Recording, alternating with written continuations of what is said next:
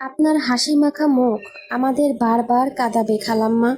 স্নেহসুলভ ব্যবহার আমাদের বারবার মনে করিয়ে দিবে আপনার কথা। দোয়া করি আল্লাহ আপনার ভুল ত্রুটিগুলো মাফ করে দিয়ে আপনাকে জান্নাতুল ফেরদৌস দান করুক। হ্যালো এভরিওয়ান, আসসালামু আলাইকুম। Welcome to my channel Nazmin blog. তো আজকে চলে আসলাম প্রতিবেশী এক খালাম্মার বাড়িতে। দেখতে দেখতে মাসেক খানেক চলেই গেল, খালাম্মার এই দুনিয়াতে নেই। দেখুন, খালাম্মার হাতের কাঁঠাল গাছ কিন্তু শিকড় রয়ে গেছে। এখানে দেখতেই পাচ্ছেন বড় হাঁড়িতে খিচুড়ি রান্না করা হয়েছে, মানে খালাম্মার ছেলে রান্না করেছে খালাম্মার নামকরণ নিয়ে।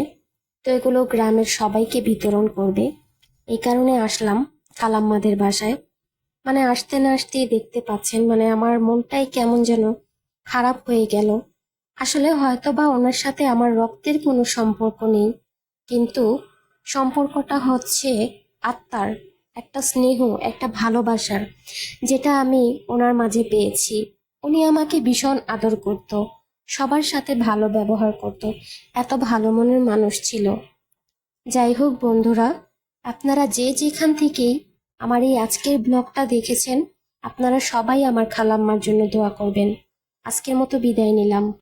আল্লাহ হাফেজ সবাইকে।